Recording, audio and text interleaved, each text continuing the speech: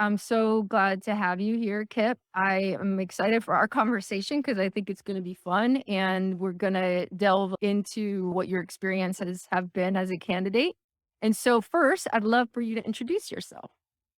Okay. Thanks so much for having me. It's great. I am Kipp Mueller. I'm a former Democratic candidate for state Senate in the 2020 cycle.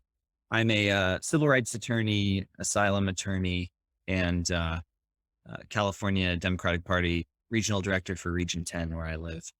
Where do you live? I should clarify. Santa Clarita, Northern LA County. Yep. I ran for it was SD 21 then when I ran, and we lost by 0.8%. Mm, This was against the Senate Minority Leader, Scott Wilk. So we put up a pretty good fight and wow. outpaced him in the final year in 2020. Wow. That's Uh, significant. yeah, it was described as a dogfight in our local papers, which is what it felt like for sure. We weren't successful. It was about 3 weeks after we found out. Now it's SD 23. It's a similar district. It no longer has Apple Valley on the east side, and it has a little bit of Stevenson Ranch and some other areas on the west side, but it's a pretty similar district to what it was. What is the partisan voter index? So when I ran, it was Democrat +8 or a little under +8. It's now plus about 9, but it's trending. It was a R+3 district, I believe, in 2012. It's been shifting. If you run a regression analysis, you can see it's headed to, by 2024, probably D+12 or something like that. So, not to make you share anything you're not wanting to share yet, but what are your thoughts for 2024? I'm looking at the seed for sure. I don't know what I'm going to do yet. And I really sincerely mean that. People say that. I very sincerely mean it because like I'm at work now and I had to go back to work. It was hard for me to afford Mm, an office. I don't come from money and I yeah. went broke running. So I'm rebuilding my coffers in hopes that I'll Yeah. be in a position where I can comfortably run. And then there's other factors too. I mean, I'm sincerely enjoying working with CDP and helping the party and helping some great candidates that we have this cycle. I would love to hear from the beginning, how does an activist get into candidacy and then really be legit and launch a serious effort that frankly almost won? Yeah, it's a lot of blood, sweat, and tears. There's this interesting tipping point you have to hit. It's sort of like a startup or other things where you don't have the legitimacy until you have the money. You don't have the money until you have the Mhm. legitimacy, and you're stuck in sort of this wall in front of you. Mm, And understandably so. I hadn't proven anything to anyone when I was first running. I mean, I was running a PAC at the time and raising money for candidates who were running where I live, but I hadn't ran myself. I hadn't proven anyone that I could raise. I mean, we raised nearly $2 million in that last cycle, but I hadn't proven I could do that. Why would anyone believe I could do it if I had told them? So yeah. it's hard. I will say that people notice when you're putting in the work Yeah. and word gets around quickly and you just keep doing it, nose to the grindstone, and sooner or later people will start to notice. But it was hard. It was really hard. I also don't have a lot of friends with a lot of money. I'm not one of those people either that, I just call up 50 friends and I have $100,000. Like that's not my life. It was a lot of getting cussed out on phone calls and cold calling people I didn't know who Oh, did not appreciate. sounds so brutal. Oh, man. Yeah, endless days like that. I mean, that it just is what it is. My mentality is you either annoy people or you lose. Like, I really appreciate what you said about you're not legit until you have money, but you don't get money until you're legit. From my past experience, I know that looking at a candidate and how much they raised on their own is a marker of a serious candidate. And I can really grasp how hard that must be when you're starting from scratch. It's probably very simple to organizing or advocating for legislation when you're just one person or you're one organization and nobody knows who you are. totally. Right. So nose to the grindstone, you're out there, you're hustling, and then what happens? I met the right people and made the right impression at the right time. There was some luck involved. There's some people I don't want to, maybe they'd like if I called them out, but I won't just in case. In, for example, the labor community who early on were just like, you know what, something about you I really like. I'm going to do a little extra, Mhm, more than just what's required in their role and mhm. behind the scenes. So for example, with the Cope endorsement here. A lot of people said I wasn't going to get the Cope endorsement, which is sort of like it's the LA Fed's endorsement. And it's hard to get. And I was one of 4 candidates in a primary, along with an incumbent that I was running against. Yeah. And so people were like, no, I don't think you're going to do it. And it wasn't something magical I did. We ended up getting it because there were people in my camp who took a gamble on me and believed in me. And I'm very indebted to them, even though we weren't successful. And I think it's all the coffees you get with people. Yeah. It's being real with people. It's Yeah. being sincere about what you're doing it for and Yes. forging real connections that aren't just about your campaign. And I've noticed there are some candidates who, as soon as they're not running, I don't hear from them anymore. Yeah. And suddenly there's not the same smile on their face. That's right. Oh boy, do I know that. Yes. And I'll always know that about them. And that's a That's permanent correct. question. So like, This is a small world. People don't want to do things like that, right? so genuineness goes a really, really long way, and just being real with people and connecting with people. And if you don't connect with somebody personally and you don't have a great vibe with them, then it is what it is. But Yeah. like, Yeah. find your people and then Right.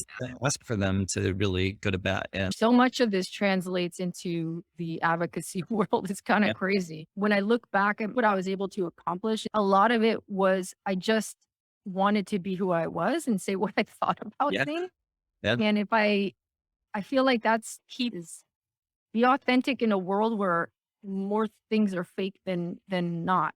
Totally. I agree. And I think all this translates very well because a campaign is like starting an organization. You're building momentum, you're raising money, you're a brand essentially. Mhm. The candidate who's running is the sort of figurehead, but isn't the campaign. If it's a good campaign, it's a conglomerate. It's a series of different activists and volunteers and donors and everybody else getting together and deciding together that they want to fight for this.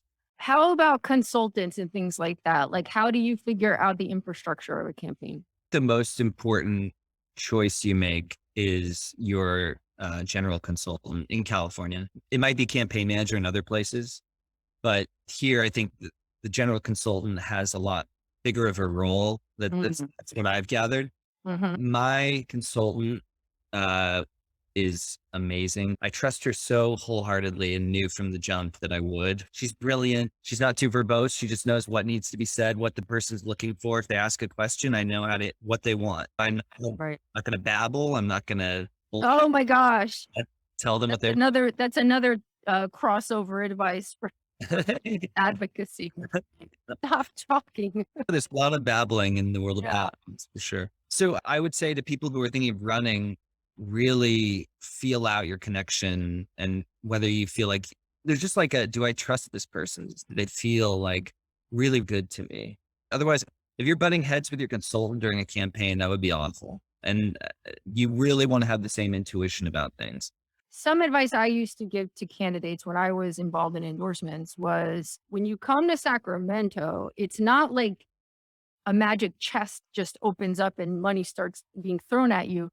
You got to come with the receipts, right? Show that you've worked the district. Sacramento is not the beginning. It should really be like the middle or even toward the end of all the work that you need to be doing in the district in terms of volunteers and money. And I get a sense that that's not something necessarily everybody knows. I didn't raise much of anything in Sacramento throughout my camp. Even when we were polling ahead of the now Senate Minority Leader at one point. It was still hard to raise any money, with the exception of a few actually labor unions. A lot of what I was doing there, which is kind of interesting, was I was running against an incumbent. So a lot of it was playing defense. I was kind of convinced certain interests that, I wasn't at war with them necessarily, right? Or Got it. depending on what it was. I mean, big oil wasn't a particular fan of me. Some of the best advice I got was from electeds who said, don't spend much time in Sacramento. Most of your time's got to be on the phones, fundraising locally, fundraising within LA area generally, not up in Sacramento thinking you're going to get money, especially against an incumbent. And set party aside for a second if you're running. I mean, I was against a Republican, but there's still a lot of institutional entities that don't care so much about party. They're kind of just, I don't want to fight an incumbent. Why would they get involved in that? Right. Not going to like me. And incumbents are more likely to win. So there's a lot of that. Anyway, but I do think there's enough touches you want to have. You play some defense, you mollify and do that kind of stuff, and then get back to what should be a lot of your time, unfortunately, in the world we live in, which is fundraising. So for a candidate who's new or an advocate who wants to start a campaign, how do you even know that you have a chance? Gosh, that's a great question. Not that we want to leave seats from being challenged. We should have people running in every race for sure. Yep. Some are clearly very, very hard because Yes. numbers, right? Right. It's the numbers. That's what's important, right? Oh, definitely. It totally depends. I mean, are you running against a Democrat incumbent? Are you running against a Republican incumbent? Are you running for an open seat? What are the voter registration numbers in your area? What's turnout like? So, for example, I lost and we had nearly D+8 as a district. Turnout, it wasn't quite what we had hoped it Yeah. to be. Then it was during COVID and we weren't able to run any field or do anything like that. Turnout might have been considerably better if it was a different time. You're assessing all of that. How much money can you raise, which translates into how many touches can you get on each door Yeah. cycle, Yeah. managers, et cetera. Yeah. It's a complicated 3D matrix that you're going to have to figure out with a consultant, with other people who specialize in this. And then you take a leap of faith. You can't avoid the leap of faith. Yeah. There was for me for sure. I'm not originally from where I ran, and people like, you weren't born and raised here. Your campaign's going to be toast because they're going to point that out. And I was like, vote for candidates who they align with, whose values align, and I'm going to bet on that. Yeah. And one thing I did that I'm really proud of and think was really a good thing was I checked in with community leaders, folks who've been doing the work, who've been there 30 years doing the work, club leaders, delegates, electeds, et cetera, and made sure that I wasn't stepping on toes. I wasn't, somehow causing harm to the work that they've done for so long. Very And important. I, Yeah. I think, as a candidate, you want to feel out that what you're offering complements what you're running for, the area, the Yeah. district, and that you're not sort of stepping on toes or in people's way, people who've been putting in that work. That's right. You're not like a superhero flying and saving the day. Yeah, you run for office. Everybody has some degree of thinking they are a superhero. And That's true. yeah, but the truth is that there's people who've been doing the work longer than you, no matter. Yeah. Yeah. That's right. Humility is very important. Yeah. And it's almost like if you think of the community as an ecosystem, like where are you in that ecosystem? Yep. Finding your place in it versus bypassing it altogether Totally. will never serve you and you'll never win that way. I mean, you might, but it wouldn't be the right way to do it. Yeah, exactly. Again, because campaigns are not just about you. You're a figurehead, but like you're a product of what you're building, and you want to win. You better have the community behind you. The buy-in needs to be there from community leaders and folks who can do the work. You're touching on a lot of the stuff that isn't always known. These are the real aspects that people need to consider before they go for it. So you hit this sort of tipping point of credibility. You're hustling, you're raising money. Did you ever get to a point where you were like, I'm in danger of losing myself in this? Or my message is being watered down or, taken in a way I don't want it to go? You come to understand that there's a better way to frame what it is you stand for, but I never felt like I was giving up any of my convictions. I never felt like I was compromising who I was or had any existential moment that was like, this isn't me. Why do I have to do this? I've lost myself in this process. Mhm. There are times where you weigh pros and cons of sort of what kind of risk you're taking. It's all risk analysis, right? If I say this at this particular time, am I going to get a lot of flack for it? Is it worth it? Do I care that much about that? Is this an issue I even care about? It can get into really sort of nitty gritty things that aren't so much on your radar. At each of those moments, every candidate has to think, decide for themselves the risk benefit there. But for me, there was never a question that I was going to fundamentally compromise my values in the process. Yeah. And I think at times it cost me. I mean, I was one of the most spent against candidates in 2020. How much did they raise against you? I think IEs raised, don't quote me, but I think it was a couple $1 million against me. And we hardly had any money spent for us in IEs. It was a busy year for labor and a lot of other folks, but we were way, way outspent by Wow. IE. And Wow. because I was on the radar. I mean, I had it in my campaign video footage of oil drilling and how I was unhappy about it happening Yeah. in my Yeah. district. They're, Yeah. they don't play. You're right. That is Uh, 100%. yeah. So I was on the radars of, and I decided to take that on. I obviously knew that. I knew that money would come against me for doing it. Because that was a risk analysis that you decided I'm taking this risk because this is what I'm doing. Yeah. And so everybody makes their own decisions as they go. But yeah, I never felt fundamentally that I had lost myself. Definitely not. Well, I should say, not that I think that you or anybody loses it themselves, but it's the influence of all these external factors start pulling you. There's that for sure. Yeah. Yeah. It's Yeah. ultimately you want to win. And this is a game of chess. It's not checkers. It's Yeah. complicated. Yeah. Uh, It's complicated. Gosh, that is like the perfect tagline for it- government and politics. It yeah. is never as easy as you think it is. Mm-mm. Even if you know a lot and you're like, well, I think I understand. Nope. Yeah. There's always something else. There's always some person or thing or issue or yeah. Totally. So you do the best you can on what you got, and you Yeah. don't always make the perfect call. Yeah. And you got to learn to live with that and know that there is no perfectly run campaign. You will say the wrong things from time to time and make mistakes. I might, this Yeah. podcast, who knows? It's like, I know. People are like, yep, you messed up. yeah, how could you do that? Exactly. Well, And I it's, mean, yeah, I feel that pressure too. Sometimes you can't be everything to everybody. You have your opinions, and some people aren't going to agree with them. And you try to make your way and do your best.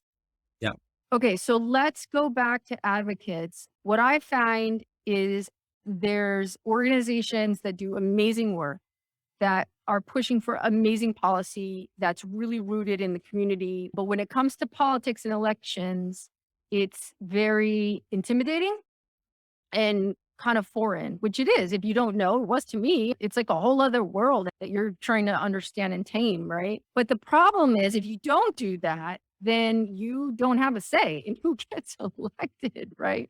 right. And one of the things I'm talking about a lot is the fact that between now and 2028, 80% of the seats are coming open. Yeah, That's like one of those perfect storms. I mean, right now, the turnover in Sacramento is actually pretty astonishing. It's a result of like the term limits and the redistricting and right. all sorts of other things. So advocates have an opportunity to change the face of state government for the next generation. Absolutely. It's like this opportunity is just staring at us right now. And what are we going to do with that?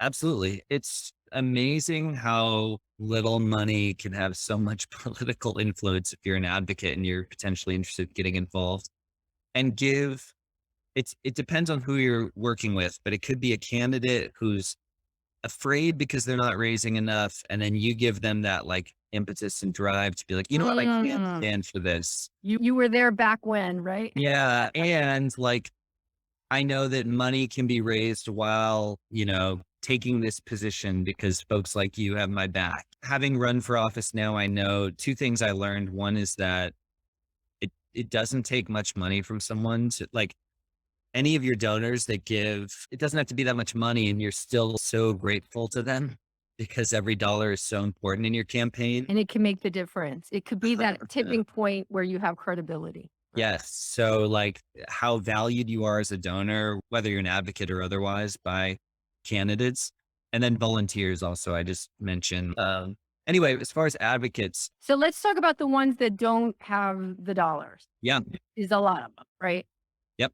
What do they bring to the table that's still extremely valuable? So for a campaign, they should call up 7 friends and tell the campaign that they're going to do a phone bank for that campaign for a night. Seriously, especially at the state level. You get a call like that as a campaign and you're like, oh, that is amazing. That is so Mm. great. Maybe Mhm. they do it twice. That would be huge. It doesn't take much as a candidate, especially a first time candidate. I know all the groups who did that for me still in my head, and I still think fondly about them and want to reach out. I have talked to them since running, but just thank them and then also get them involved in other stuff. And then Yeah. like college kids, you hang out with your friends a little, obviously less so with COVID, but think before COVID, would you have, 8 friends over for a dinner party? Sure, you'd do that. Well, if you did that, you just did like 2 hours for a campaign, just like how big of an impact you'd have and how appreciative a campaign would be of it. I can't stress how important that would be to a candidate. Every endorsement you get for your campaign is a boost for the campaign. Yeah. Yeah. Endorsements are great. And, I mean, ideally they come with some money for the candidate, but don't have to. Right. Even the endorsement, and if you put it out on your social media and you have Right. some Right. followers, it's really nice. Totally. There's a lot of organizations that have built significant trust in their communities and their leaders in the community. That's a big deal. And Yeah, so if you have the ability to say, this is the person that we think will do best for us, I would be super into that as a totally. candidate. I would hold that in very high esteem, actually. Yeah, absolutely. No, each and every one of those is really appreciated. There's some organizations I didn't know they existed before I ran. Mhm. I got the support of them, and now I'm just like a huge fan of these organizations. That's a way to get your name out there as an organization for sure. So here's the other half of that, right? So then that person wins that you've endorsed or whatever. They're not always going to do everything you want them to do No, because yeah, that's not what they committed to. They committed to values and principles, and that's what you can hold them to. And if we have an opportunity to elect 80% of the government having certain values and principles that we need to make big, bold things happen, that's we're in huge, good right? shape. Yeah, Any parting words for folks listening? I'm here if you want any other advice. I'm more helpful, I'm sure, for candidates, but I'm happy to Mhm. talk to any advocates and help in any way I can. You can see my name on here, but if you're only listening, it's Kipp Mueller, Kipp with 2 P's.